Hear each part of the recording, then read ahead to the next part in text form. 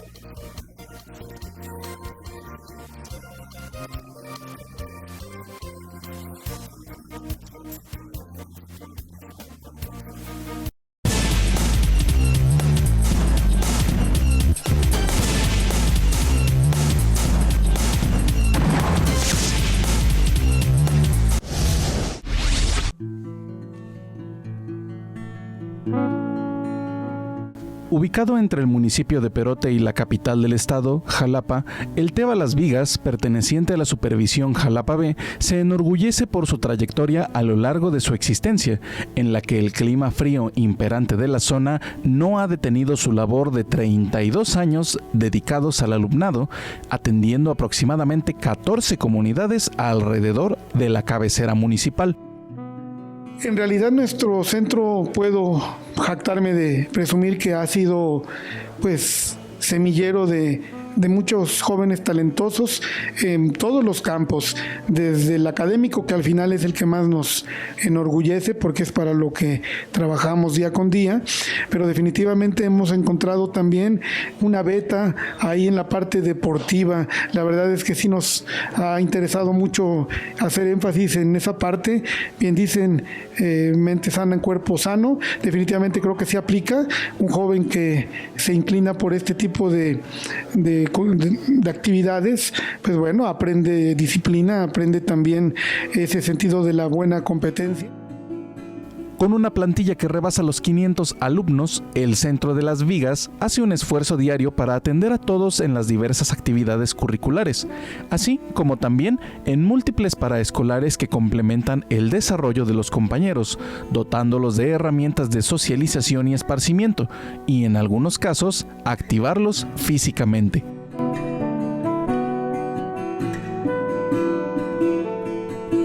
Estamos prácticamente aperturando lo que son 9 actividades paraescolares, que son fútbol, voleibol, básquetbol, papiroflexia, bordado en la técnica de amigurumis, el bordado en servilleta.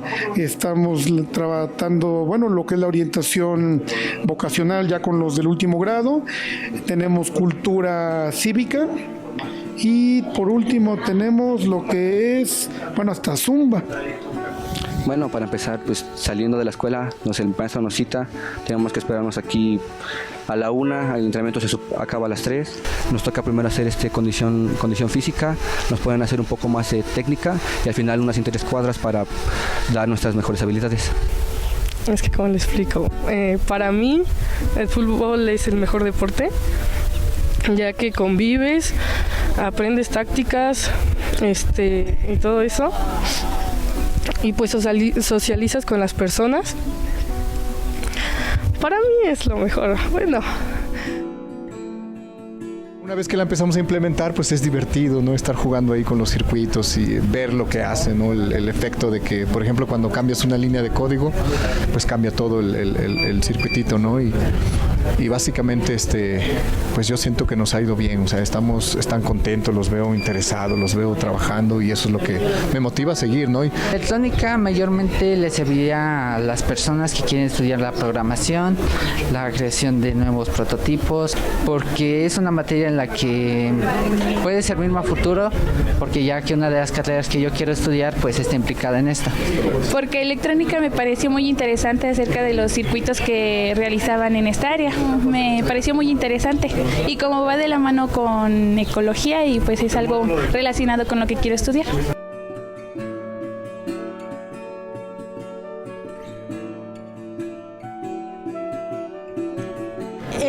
La técnica se llama amigurumis. Esta técnica es japonesa y se utilizan solamente dos puntos básicos, que son el punto bajo y el punto alto. Es donde todas tenemos un espacio de tranquilidad, donde podemos relajarnos y liberarnos un poco del estrés. Entonces, cuando nos juntamos compartimos ideas sobre nuestros avances, sobre lo que hemos hecho, cosas que nos faltan por aprender o incluso cosas que otras pueden enseñarnos.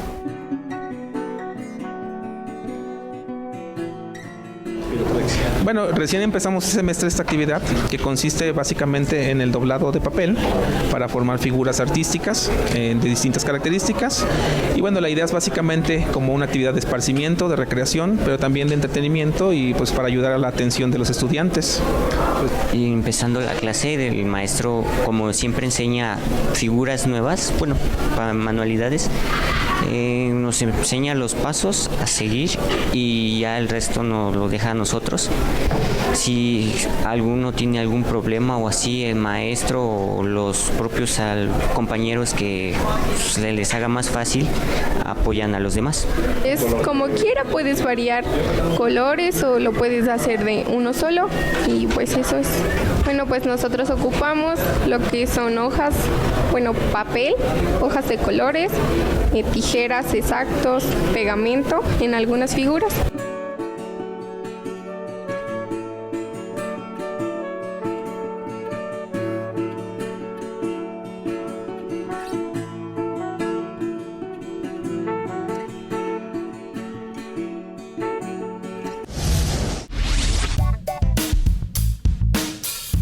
El Telebachillerato Rancho Viejo cuenta actualmente con 115 alumnos de matrícula. Es un área muy bonita, cuenta con 10 docentes junto conmigo, un administrativo. Se cubren todas las áreas, químico-biológico, humanidades, el área de físico-matemático, químico-biológico.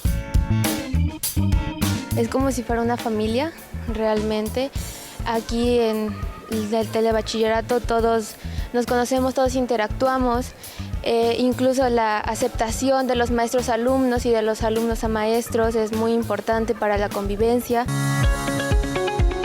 Es muy completo en infraestructura, en alumnado y creo que la gama de los docentes es muy variable, ¿no? Son 5 aulas didácticas, está el área de la coordinación, el área administrativa.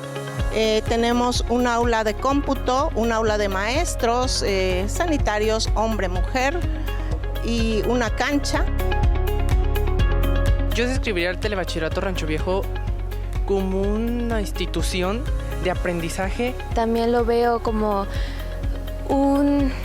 una ayuda para seguir aprendiendo y hacer lo que más me gusta. Nos respetan, nos enseñan, o sea, siento que el TEBA es como una institución donde podemos ser nosotros.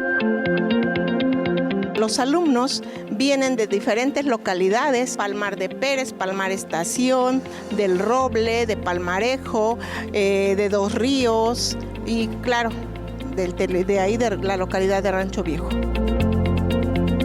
Tenemos capacitación para el trabajo, la clave 04, comunicación, la clave 24, que es informática y tecnologías de la comunicación. Entonces, actualmente tenemos 3 capacitaciones para el trabajo. Para escolares tenemos hortaliza, danza, ajedrez, voleibol, fútbol, banda de guerra. Son 15 generaciones, sí, y le vuelvo a repetir, dentro de los cuales tenemos muchos profesionistas ya laborando. Hay ingenieros, hay docentes también ya trabajando, porque el Telebachillerato Rancho Viejo tiene 17 años de haberse fundado. Tenemos muchos ingresos a la Universidad Veracruzana. Los invitamos a todos los jóvenes a que se inscriban a Telebachillerato Rancho Viejo, porque ofrecemos una gama de perfiles de todos los docentes, y sobre todo en este mes de febrero, que son las preinscripciones. Hasta el 15 de marzo concluimos con preinscripción, porque les vuelvo a repetir, únicamente podemos ofertar 60 lugares.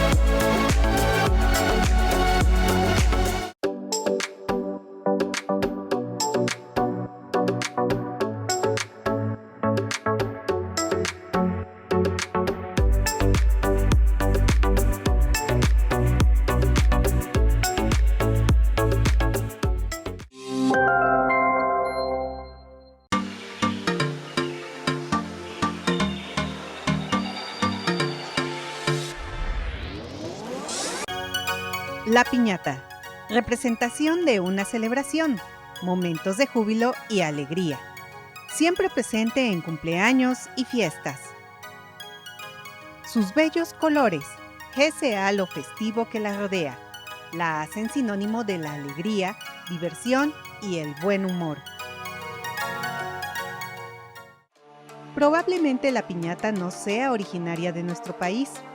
Marco Polo la ubica en una antigua costumbre china, llevándola a Italia.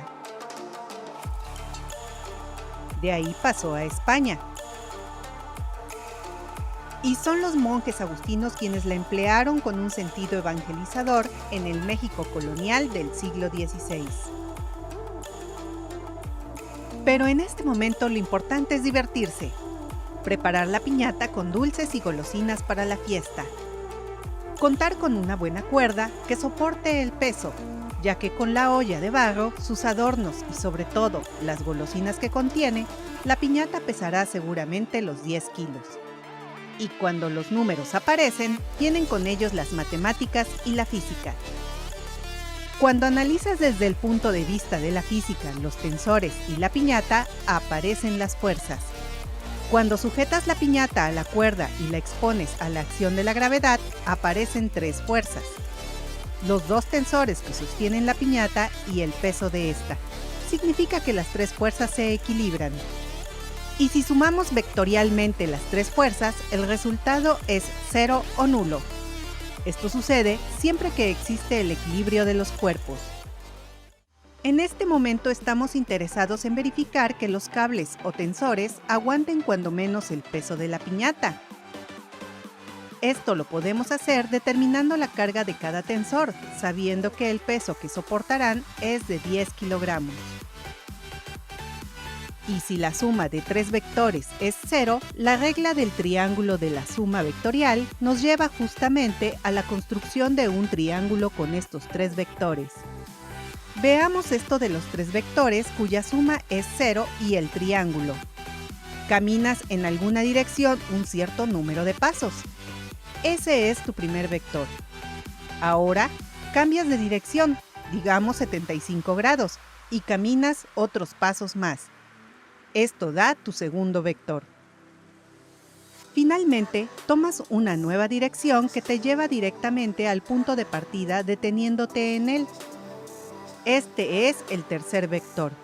Si mides a qué distancia estás del punto inicial, coincidirás que esta es tu cero. Tu trayectoria ha formado un triángulo. Al igual que los desplazamientos anteriores, las fuerzas tienen un carácter vectorial. Las operaciones que realizas son exactamente las mismas. Y las direcciones las puedes representar, en este caso, con los ángulos internos del triángulo, o sus externos, suplementarios a los primeros. Particularmente, en el triángulo construido con los 2 tensores y el peso de la piñata, conocemos además de las direcciones o ángulos internos y externos del triángulo, el tamaño de uno de los lados. Esto es el valor del peso estimado en 10 kilogramos. Y la pregunta es, conocer las tensiones soportadas por la cuerda, sobre todo la mayor de ellas. Así, nos aseguraremos de utilizar una cuerda con el aguante adecuado, no sea que la piñata sufra un percance antes de la diversión. El cálculo de tensiones podría realizarse desde la trigonometría resolviendo el triángulo general. Recuerda, en este, las longitudes de los lados se representan con letras minúsculas. Y los vértices y ángulos interiores asociados van con las mismas letras, pero mayúsculas. Cuida además el orden. Cada letra va opuesta con su minúscula. Por ejemplo, el vértice y ángulo A mayúscula opuesto al lado de longitud A minúscula. Se sigue la misma idea en la ordenación del resto de las literales. Te presentamos ahora la ley de senos, propiedad con la que pretendemos determinar la magnitud de los tensores en nuestra piñata. Lo que básicamente expresa esta ley o principio de la trigonometría es la proporcionalidad directa entre la longitud de cada lado del triángulo con el valor de seno del vértice opuesto. Por ejemplo, al lado mayor le corresponde también el ángulo mayor y desde luego mayor es también el valor de su seno.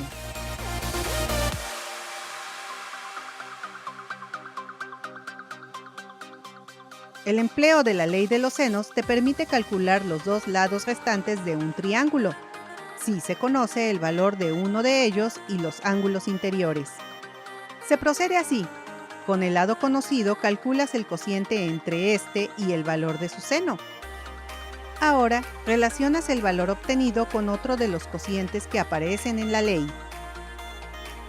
Y con ella obtienes una de las longitudes, en este caso la magnitud de uno de los tensores.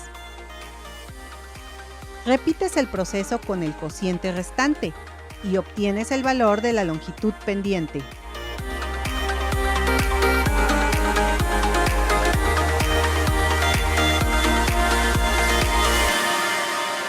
Lo que hace nuestro genial Lamy es utilizar esta misma propiedad del triángulo general llamada ley de senos. Aunque él simplifica el método, considerando además una identidad importante en la trigonometría. Es que el valor de seno para un ángulo y el suplementario es exactamente el mismo. Por ejemplo, el seno de 45 grados es el mismo que el seno de 135. Esto lo puedes verificar fácilmente con tu calculadora. Recuerda cómo construimos el triángulo. Esto llevó algo de trabajo y tiempo. Y en realidad, lo único que deseamos ahora es determinar la magnitud de la fuerza en los 2 tensores que soportan la piñata. Presentamos entonces nuestro diagrama vectorial asociando a cada vector el ángulo opuesto a él. Tensor 1 con 135 grados, Tensor 2 con 120 y los 10 kilogramos con 105 grados. Y con ellos aplicamos la misma ley de senos. Los resultados serán los mismos que calculamos antes. Pero la simplificación en este proceso es significativa.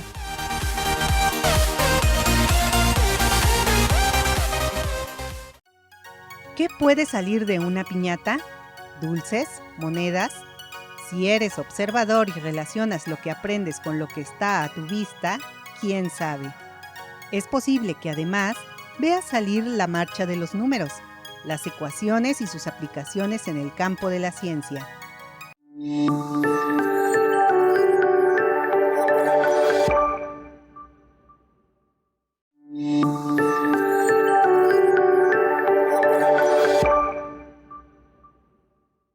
La juventud es una etapa de la vida ubicada entre los 18 y 25 años. En esta etapa, las personas se encuentran más tranquilos con lo que son y con lo que habían sentido en su adolescencia. Es la mejor época para aprender, pues la capacidad de pensar ha conseguido frenar la fantasía, tan característica en etapas anteriores.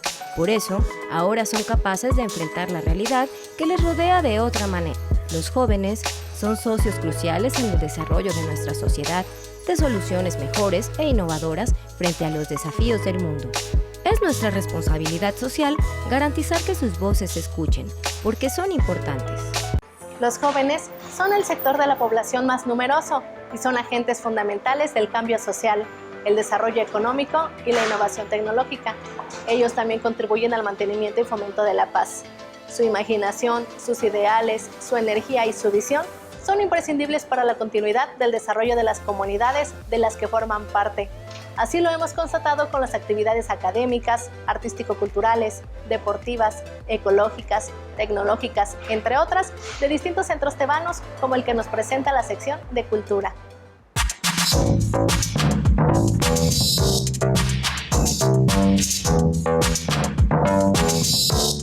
Ashan y chini masebas sayeyekol, xixelican se matapalolis, tlicatomasebas tahtol, náhuatl, tenich tuartepet, atlahuilco songolica, chiquixpepena, totlachichihual, igualchihualmica. En esta emisión, el Telebachillerato Colonia Manuel González nos continúa compartiendo sus actividades, en las cuales encontramos múltiples enseñanzas que fortalecen la formación de los estudiantes y su entorno para ser mejores profesionistas y preservadores del medio ambiente. Todos estos factores han permitido que obtengan destacados lugares de aprovechamiento, por ejemplo, en las Olimpiadas del Conocimiento, obteniendo un primer lugar en matemáticas y un tercer lugar en biología, aunado a un tercer lugar en el concurso de letras en la ciencia. Continúen así, jóvenes, poniendo todo su esfuerzo y dedicación en sus estudios, porque en el futuro obtendrán valiosas recompensas no solamente para ustedes, sino para la comunidad, estado o país. Gracias, maestros, por mantener a la vanguardia a sus alumnos y formar jóvenes exitosos. Felicidades y sigan cosechando triunfos. Algunas muestras de sus proyectos escolares se refieren al medio ambiente y la fabricación de productos orgánicos.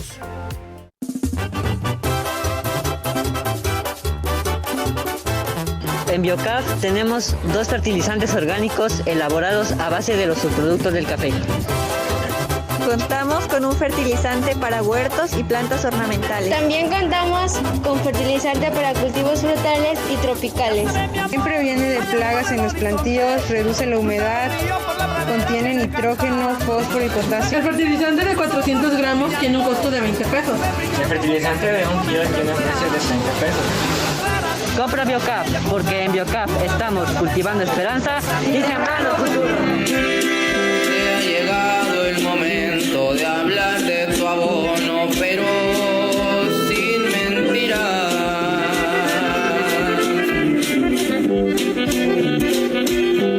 Esperaste mucho tiempo para ver resultados y tú ni los miras.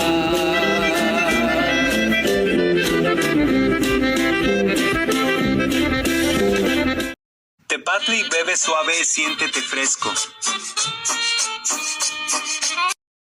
¡Venga!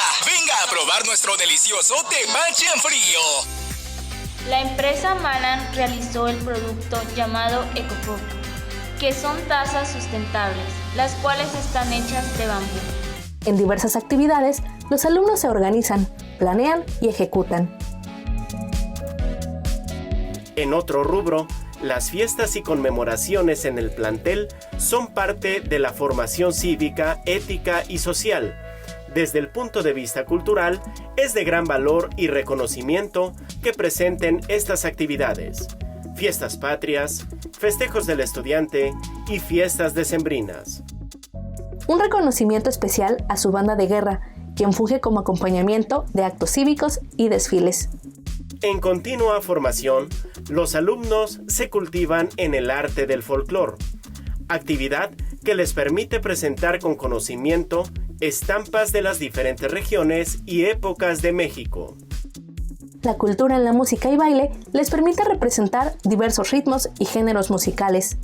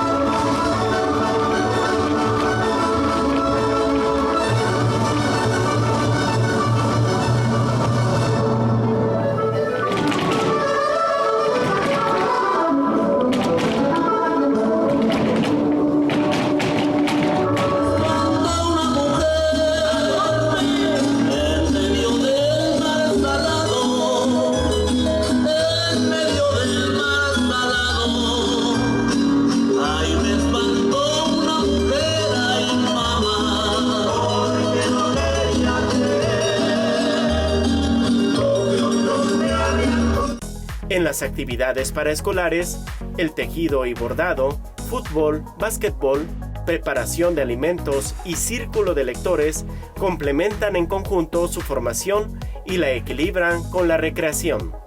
Todas estas actividades ayudan al desarrollo físico y mental de los jóvenes tebanos.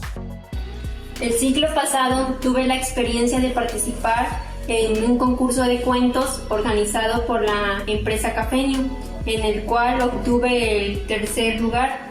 Fue una experiencia realmente bonita y debo agradecer el apoyo a la profesora Luz del Carmen Murillo Tecalco y al coordinador, el profesor Hilario Luna López.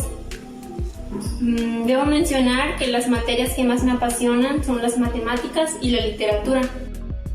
Estas asignaturas han sido fundamentales en mi desarrollo, tanto académico como personal. A través de ellas he adquirido conocimientos que me ayudan a crecer y enfrentar los desafíos del día a día. Pero no todo gira en torno a los estudios. Para desestresarme y sentir la adrenalina correr por mis venas, me gusta participar en el paraescolar de fútbol. Es una actividad que me brinda momentos de diversión y también me ayuda a encontrar un equilibrio entre mi vida académica y mis momentos de esparcimiento. Una de las cosas que más valoro de mi estancia en el telebachillerato es la gran diversidad de maestros que he tenido. Cada uno de ellos tiene su forma peculiar de compartir su conocimiento y enseñanzas, lo cual me ha permitido aprender desde distintas perspectivas. Con su plan de estudios concluido, los alumnos festejan y se preparan para ascender un peldaño más de su vida futura. De la experiencia de haber cursado en TEBAEP Colonia Manuel González, sus exalumnos nos refieren. Soy egresado de la generación 2009-2012, soy ingeniero industrial, actualmente laborando en la industria automotriz, desempeñando el cargo de metrólogo dimensional, certificado por SAIS, una marca alemana. Pues mi etapa en el telebachillerato puedo decir que fue una de las mejores de toda la carrera académica, ya que tuve la fortuna de contar con un equipo de maestros, a quienes por cierto mando un saludo, profesora Luz del Carmen Murillo, al maestro Reinaldo González, al ingeniero Hilario Luna y a todos y a cada uno de quienes aportaron su granito de arena para darme las bases suficientes. Hoy por hoy puedo decir que tengo los suficientes valores, suficientes conocimientos, sobre todo las fortalezas para poder desempeñar cargos que demande el mercado laboral, como son toma de decisión, liderazgo y entre otros. Nuevamente un saludo desde la ciudad de Querétaro. Fui estudiante del Telebachillerato Colonia Manuel González, generación 2013-2016. Estudié la carrera de Ingeniería Química y actualmente me encuentro en el tercer semestre de la maestría en Ciencias de Ingeniería Química. Mi paso por el telebachillerato fue agradable, ya que con ello adquirí las habilidades críticas, matemáticas y analíticas que me permitieron hacer mi estancia con la universidad más fácil. Actualmente me encuentro en París, vamos rumbo hacia un congreso en Roma, el congreso de Tecnología e Información, para exponer el proyecto de la maestría, el cual consiste en dos partes. La primera parte se expondrá en un congreso en Roma y la segunda en un congreso en Londres. Así que no dejen de elegir el telebachillerato de Colonia Manuel González para estudiar, ya que se obtienen grandes destrezas que te permiten llegar muy lejos. Con el apoyo de sus maestros, como bien se menciona, los exalumnos de la Colonia Manuel González pueden ser personas productivas y felices en el área que elijan desarrollarse. Si deseas ser parte de su comunidad educativa, pregunta por las fechas de inscripción y solicita informes. Ayúdanos a mostrar la grandeza de nuestro subsistema TEBAEB. Continúa enviando tus audios, dibujos, fotografías y videos. Hazlos llegar al correo @sabatinatebaeb@msec.gov.mx. Les daremos difusión.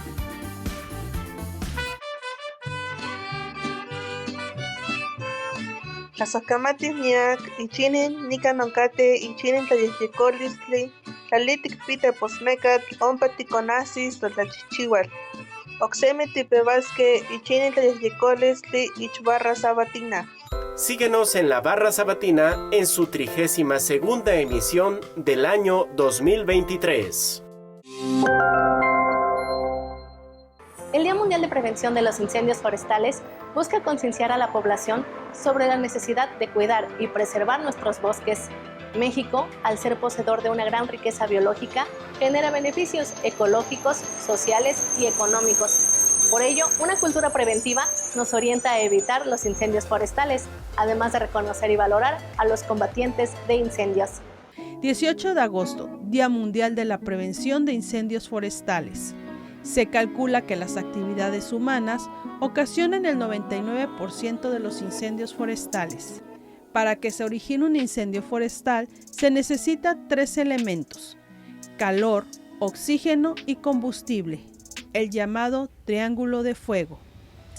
Los incendios pueden ser superficiales, subterráneos, de copa o aéreos y mixtos. A través de la Gerencia de Manejo del Fuego de la CONAFOR, se monitorean 24/7 los incendios forestales del país. La lengua de señas permite a las personas con sordera comunicarse con otras personas, no solamente de su misma comunidad, sino con personas oyentes que tengan el deseo de aprender esta lengua. Conozcamos la lengua de señas mexicana y favorezcamos la inclusión.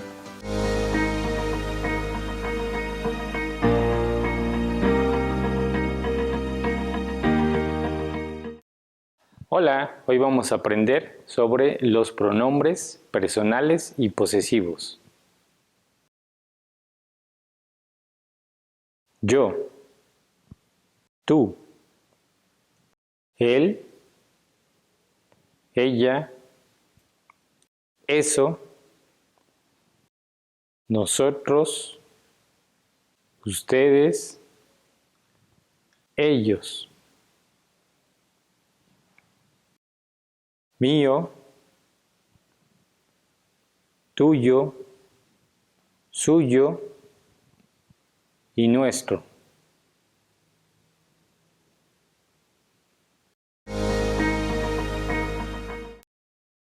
vamos a aprender los colores. Blanco, negro, azul,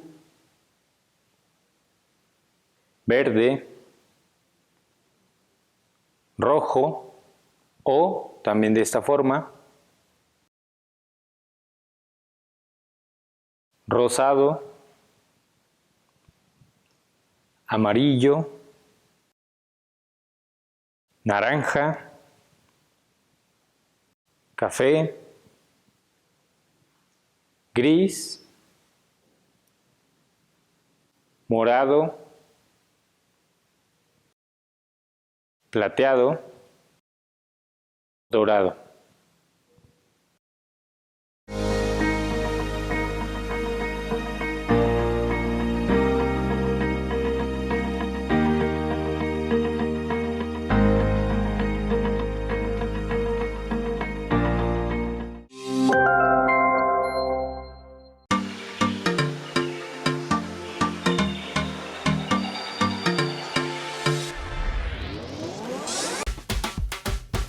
Las conductas de riesgo y el abuso de sustancias adictivas tienen consecuencias que pueden afectar la calidad de vida, generando graves trastornos para tu salud y la sociedad.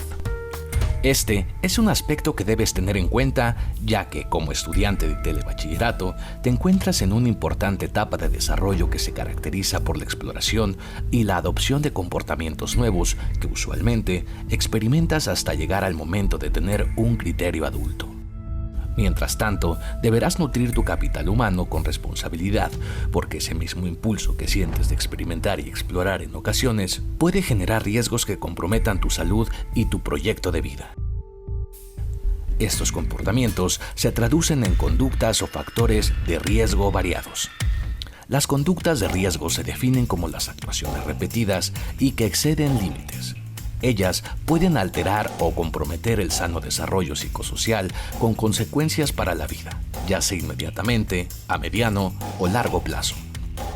En su caso, el adolescente con poca experiencia se puede comprometer fácilmente en conductas destructivas. Los factores de riesgo también están presentes en el entorno familiar. Aquí, obviamente, influye tener padres o tutelares con comportamientos antisociales que generan a una interacción disfuncional. Esto puede conducir a un aislamiento del joven, acercándolo a inmiscuirse en grupos violentos con conductas antisociales. La violencia y la agresividad también son factor de riesgo. Estas conductas se relacionan a los golpes con el puño u objetos, también a las amenazas con armas. Hay otros tipos de violencia, como el lenguaje hostil. Sin embargo, la violencia en sí es un aspecto propio de la naturaleza humana, característica que ha sido esencial en la evolución y supervivencia de la especie. No obstante, este comportamiento debe ser envuelto y controlado por una inteligencia emocional, para así evitar transitar hacia conductas meramente antisociales. También se debe dejar claro que no todo comportamiento agresivo es antisocial o criminal, y no todo comportamiento antisocial es violento. Pero la violencia pura y descontrolada siempre será un comportamiento muy negativo. Como ya lo hemos dicho, entre los jóvenes, sobre todo en la etapa de la adolescencia, existe un fuerte impulso por conocer nuevas sensaciones y acciones. Es aquí donde se puede originar el interés por el consumo de sustancias adictivas. Esto definitivamente también está relacionado a los factores de riesgo. Hay aspectos que contribuyen a esos riesgos y son, por ejemplo, la fácil accesibilidad. El afán de la independencia que descansa en muchos adolescentes cuando sienten la necesidad de alejarse del entorno familiar para establecer relaciones con otros núcleos en donde existe la presencia de personas de su edad con la que se sienten identificados. La imitación, donde muchos adolescentes y jóvenes tienen el ejemplo en casa, vecindario o incluso comunidad. Un ejemplo de ello es ver a sus padres, familiares, amigos o vecinos beber alcohol o consumir algún otro tipo de elemento adictivo. El sentimiento de invulnerabilidad. Este sentir puede deberse a los cambios físicos y hormonales propios de adolescentes en el que se da el crecimiento, desarrollo de la masa muscular, etc., de tal manera que se crea en ellos una cierta sensación de poderosa fortaleza, que de no manejarse adecuadamente puede conllevar a desarrollar hábitos y actitudes no siempre positivos, que empujen al joven hacia el consumo de droga o la violencia. La curiosidad. Los jóvenes en la adolescencia están en una etapa de cambios y de plena adquisición de aprendizaje. Esto puede despertar la curiosidad y el deseo de querer saber qué se siente estar bajo los efectos de alguna sustancia adictiva. Toda acción tiene una reacción y se debe tener muy presente que el consumo de sustancias adictivas tiene consecuencias que repercuten de manera negativa tanto en la salud física como en la emocional y también en el entorno, principalmente con las personas con las que coexistimos. Por ejemplo, los daños en tu cuerpo podrían ser directamente en tu aparato respiratorio con la presencia de bronquitis y efisemas pulmonares, o daños cardiovasculares como la angina de pecho e infarto de miocardio, hemorragias cerebrales, situaciones desafortunadas que se vinculan mucho con el consumo de la cocaína. También se puede presentar arritmia y cardiopatía isquémica, principalmente relacionadas al ingerir drogas sintéticas. La hipotensión puede aparecer.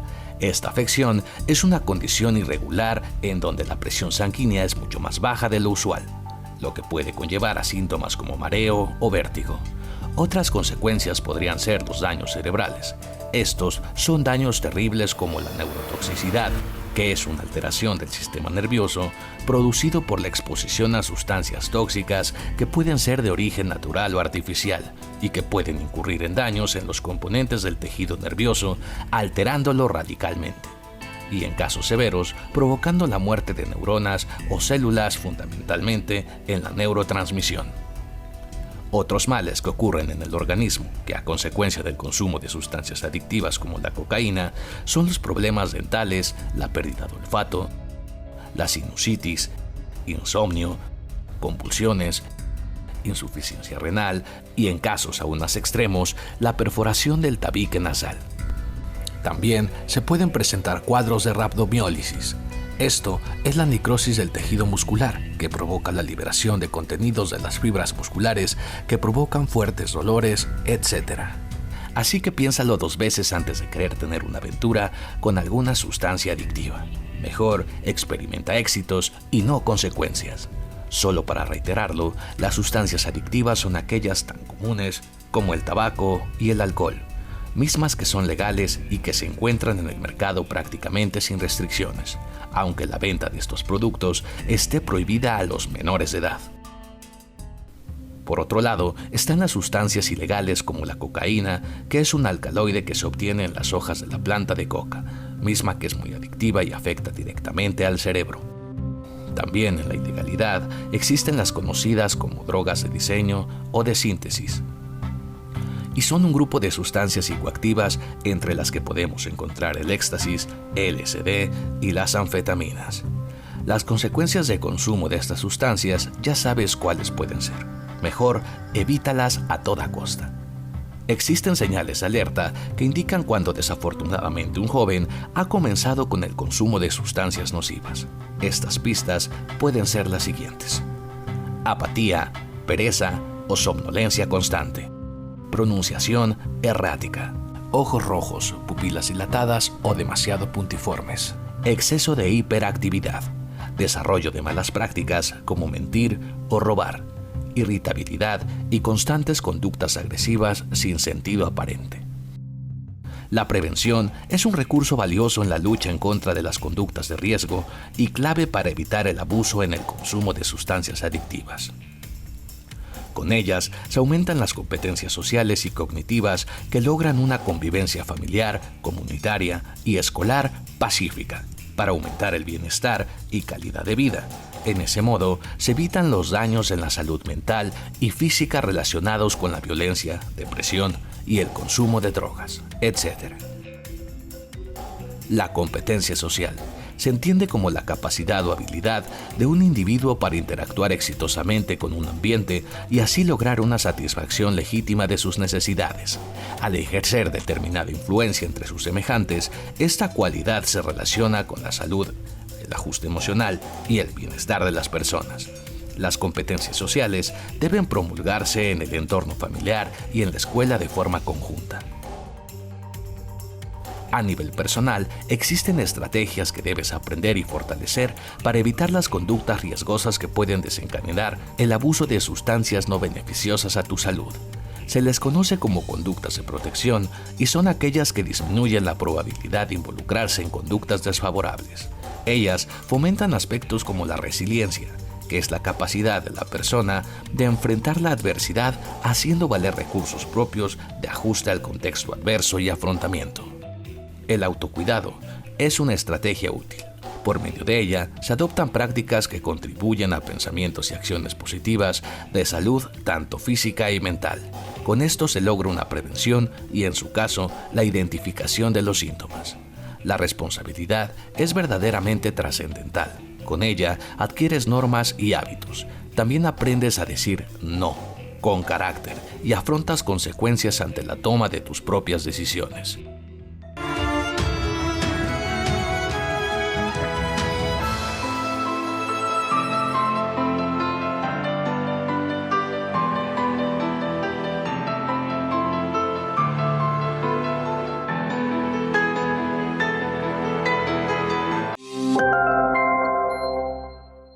Tu participación en la barra sabatina es muy importante. Continúa enviando tus comentarios y aportaciones a través del correo electrónico y la red social que aparecen en pantalla. Vamos a una pausa y en breve continuamos.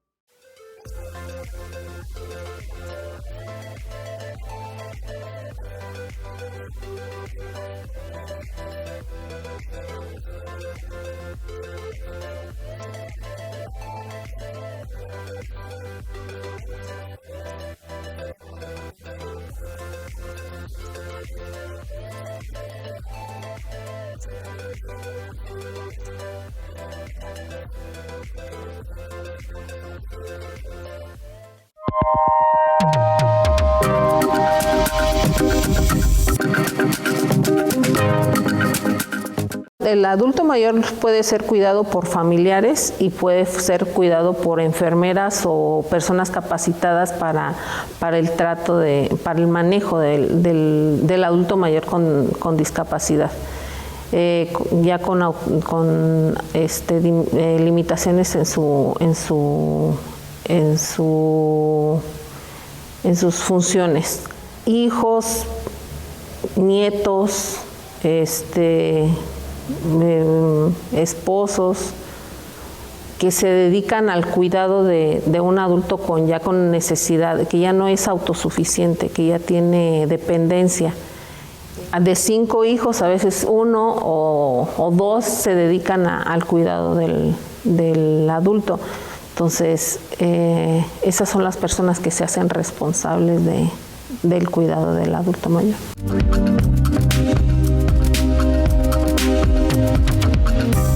En todos los pacientes se tiene que tener un cuidador primario, que es el que se va a encargar de llevarlo a consulta y de estar al pendiente de sus medicamentos. El cuidador primario, que normalmente es al que más conocemos, ¿por qué? Pues porque con él nos dirigimos, cómo tomó la medicina, cómo está comiendo, cómo está durmiendo, etcétera. Y los cuidadores secundarios, que son los que ayudan al cuidador primario. Eso es lo ideal. Si ya tenemos una problemática con un paciente, con un familiar, y tenemos un círculo de familiares, hijos, sobrinos, nietos, etcétera, etcétera, tenemos que dividir las funciones de cada uno.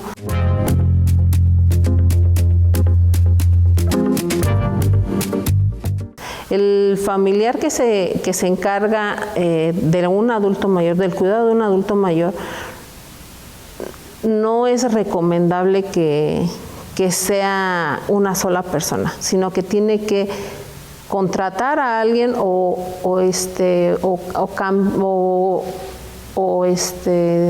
dividir las responsabilidades entre otros miembros de la familia, porque llega el momento en que el adulto mayor es muy absorbente por todas sus, porque es una vida, es un individuo que tiene necesidades. Entonces el adulto que es cuidador también tiene su propia vida y no puede vivir 2 vidas o 3 vidas si tiene padre y madre que cuidar. Entonces llega el momento en que esa persona se choca, si es 24 horas su cuidado. El adulto mayor se les cambia su ciclo circadiano, o sea, a veces duermen mucho en la noche, en el día y muy poco en la noche. Entonces el adulto cuidador, el joven, tiene que hacer sus actividades durante el día, sus funciones, su rutina de vida, y en la noche se tiene que desvelar y alterar su sueño, su ciclo de sueño. Entonces el cuidador llega el momento en que se estresa, porque tiene mala calidad de vida, mala calidad de sus actividades, no tiene actividades recreativas, no puede salir sin saber cómo va a dejar a su paciente. Hay un síndrome que se llama síndrome de estrés del cuidador, que también tiene depresiones, tiene ansiedad.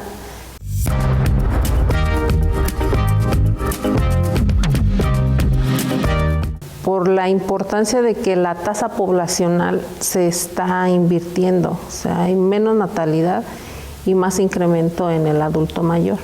Y tenemos muy poca educación para el cuidado y para tener una calidad de vida, una mejor calidad de vida cuando llegamos después de los 60 años y no tenemos esa educación. El hecho de que no haya en hospitales es importantísimo. Hay área pediátrica, área ginecológica, área psiquiátrica y área general. O sea, no hay un área especial para el adulto mayor y son diferentes manejos.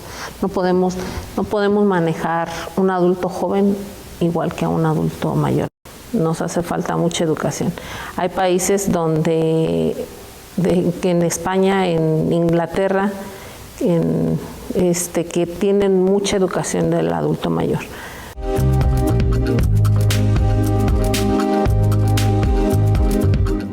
Paciencia, cariño, no perder los estribos con ellos.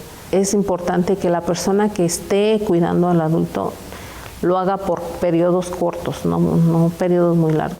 Tenemos que dividirnos los horarios de cuidado, porque una persona no puede cuidar más de 12 horas a un adulto. O sea, se recomienda que sean 8 horas el cuidado, el cambio de turno y el cambio de turno del cuidador. En la noche, aunque se vea como que está dormido el adulto mayor, tenemos que estarlo cuidando a veces. ¿Por qué? Porque se levanta y desconoce el lugar y se para, entonces hay muchos síndromes de caídas en la noche. Entonces, o si hay una infección que no son detectadas, porque el adulto mayor ya no tiene su termorregulación, ya no les da fiebre a veces con las infecciones, y nada más se ponen agresivos. Las patologías más comunes que en un paciente que está deteriorado y está postrado, o sea, que está en cama el paciente, la más común son las úlceras de presión. Entonces tenemos que ayudar al paciente a estarlo moviendo cada 20 minutos, o sea, cambiarlo de posición para evitar estas úlceras de presión. Estarlo sentando, acostando. ¿Por qué? Porque tenemos problemas de neumonías frecuentes porque no se mueve al paciente, o estreñimientos porque no hay movimientos intestinales en el adulto. En ciertas áreas del seguro, o sea, no en todas las clínicas del seguro dan capacitación, pero acercándose a su servicio de salud y proponiéndole a la trabajadora social son las que se dedican a organizar un tipo a juntar a personas que pueden dar la capacitación. Pero pues también nosotros como personas debemos de solicitar el que se nos capacite. La juventud es una etapa de la vida ubicada entre los 18 y 25 años. En esta etapa, las personas se encuentran más tranquilos con lo que son y con lo que habían sentido en su adolescencia. Es la mejor época para aprender, pues la capacidad de pensar ha conseguido frenar la fantasía tan característica en etapas anteriores. Por eso, ahora son capaces de enfrentar la realidad que les rodea de otra manera. Los jóvenes son socios cruciales en el desarrollo de nuestra sociedad, de soluciones mejores e innovadoras frente a los desafíos del mundo. Es nuestra responsabilidad social garantizar que sus voces se escuchen, porque son importantes.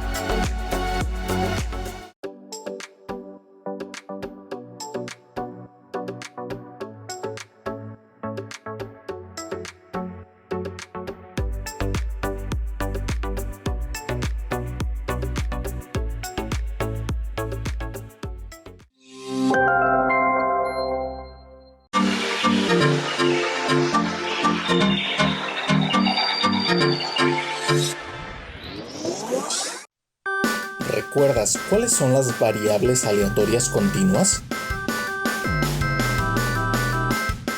¿Has empleado alguna?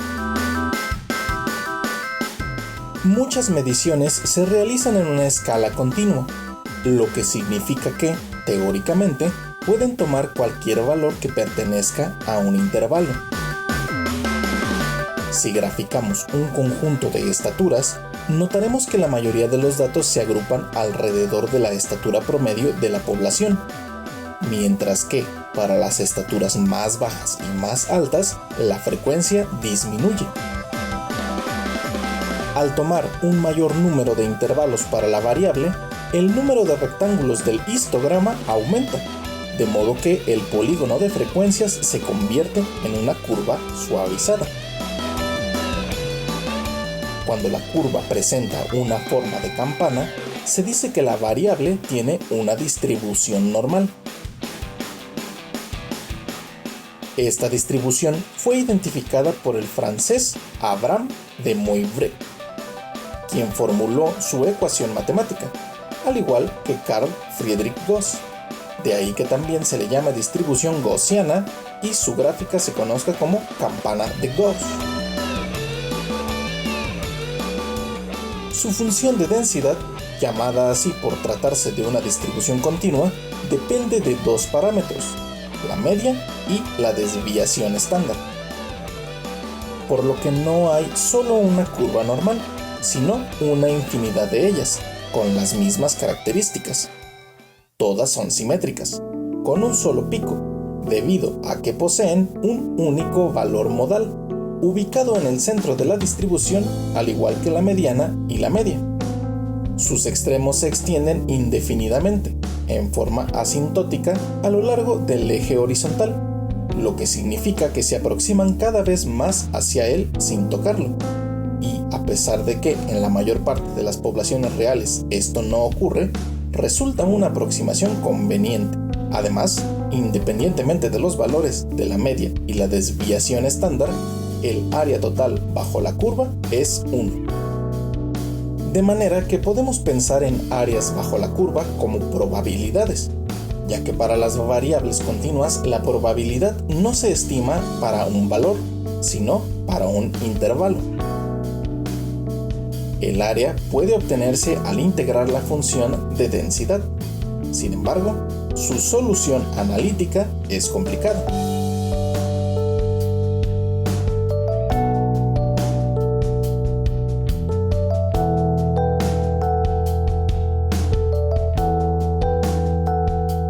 Por lo que los valores x se transforman en un nuevo conjunto de valores de una variable aleatoria normal estándar con media 0 y desviación estándar igual a 1, lo cual se representa por la letra z.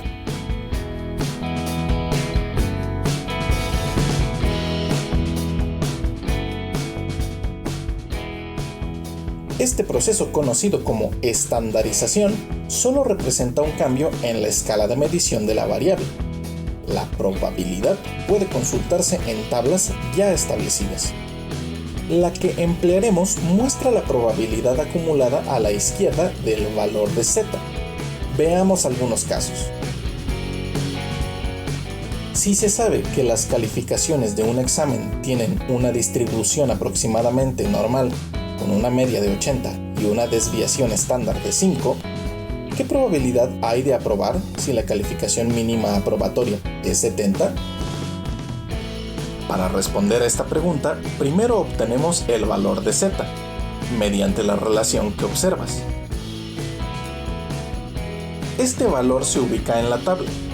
En la columna de la izquierda está en el menos 2.0 y en la parte superior la cifra de los centésimos, que en este caso es 0.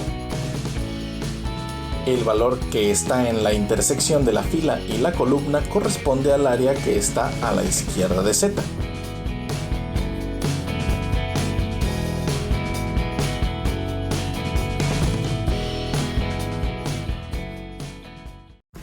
Por lo tanto, como el área total bajo la curva es igual a 1, la probabilidad de obtener una calificación aprobatoria corresponde al complemento, la cual puede expresarse en porcentaje. Veamos otro caso. Si para participar en un evento se debe obtener una calificación que se ubique en el 25% superior de la distribución, ¿cuál será la calificación mínima para poder asistir? En este caso conocemos la probabilidad y debemos encontrar el valor de la calificación, es decir, x. Como la tabla que empleamos proporciona la probabilidad que está a la izquierda del valor de z, debemos tomar el 75%. En la tabla, donde se ubican las probabilidades, buscamos el valor más próximo a 0.75. Una vez que lo encontramos, se identifica el valor de z en la fila y columna correspondientes, el cual, como se observa en la imagen, es 0.67. Conociendo z, es posible obtener la calificación mínima necesaria para participar en el evento. En los planteamientos anteriores vimos cómo calcular la probabilidad para un intervalo de valores. O bien, conocida la probabilidad, encontramos el valor de la variable aleatoria. En ambos casos empleamos las tablas de distribución normal estándar, pero el procedimiento es distinto. ¿Cómo calcularías la probabilidad de obtener una calificación que esté dentro del intervalo que se muestra? ¿Qué valores de z equivalen a estas calificaciones?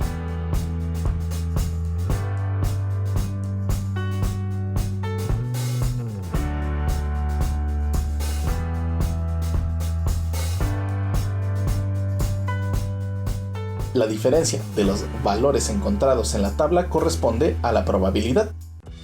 La distribución normal es una de las distribuciones de probabilidad más importantes, debido a la frecuencia con la que los datos de diversas variables relacionadas con fenómenos sociales y naturales así como procesos industriales y resultados de investigaciones, se ajustan a ella. Además, gracias a sus propiedades, es aplicable en situaciones en las que es necesario hacer inferencias.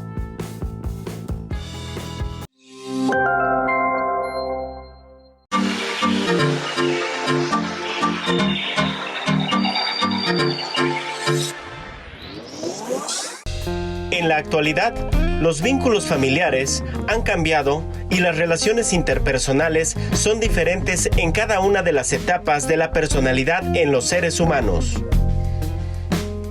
Recordemos que la personalidad se caracteriza por ser un proceso evolutivo. Está constituida por pensamientos, sentimientos y pautas de conducta que hacen único al individuo. La personalidad se puede definir como la estructura dinámica que tiene un individuo. Se compone de características psicológicas, conductuales, emocionales, sociales. También intervienen elementos ambientales y biológicos. Existen varias teorías asociadas a la personalidad.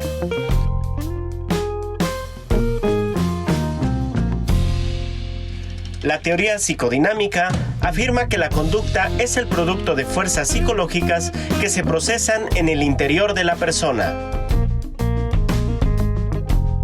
La teoría humanista pone énfasis en la motivación positiva y el esfuerzo para lograr las expectativas. La teoría de los rasgos se refiere a las diferencias que poseen las personas de acuerdo a su comportamiento y el ambiente. La teoría de aprendizaje cognoscitivo-social indica que el individuo posee expectativas, procesos mentales y valores únicos para guiar adecuadamente su conducta.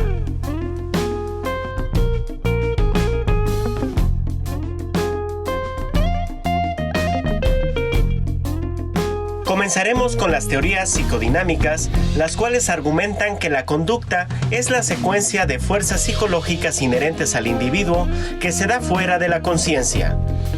Los autores que impulsaron esta teoría son los siguientes: Sigmund Freud, Carl Gustav Jung, Alfred Adler y Erik Erikson.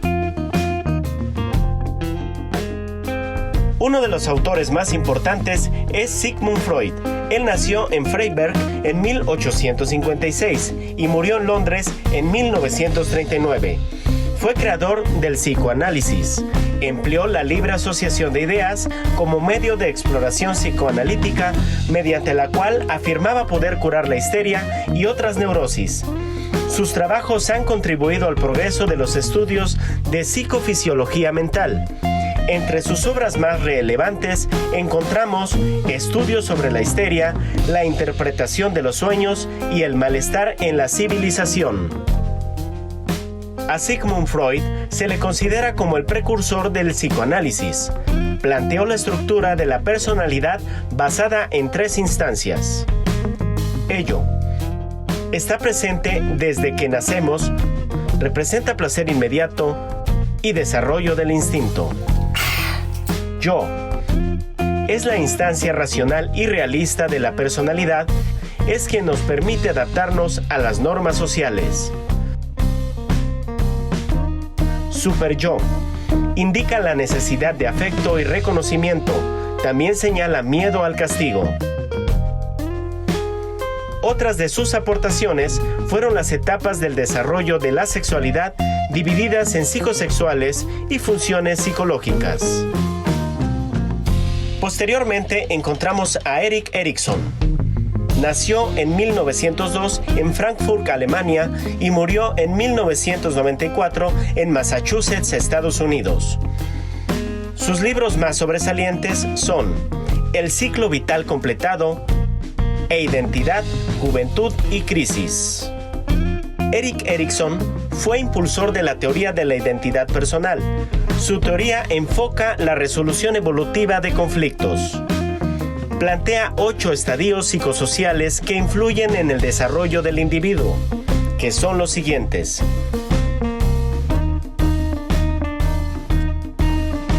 Confianza versus desconfianza. Autonomía versus vergüenza. Iniciativa versus culpa. Laboriosidad versus inferioridad. Búsqueda de la identidad versus difusión de la identidad. Intimidad versus aislamiento. Generatividad versus estancamiento. Integridad versus desesperación.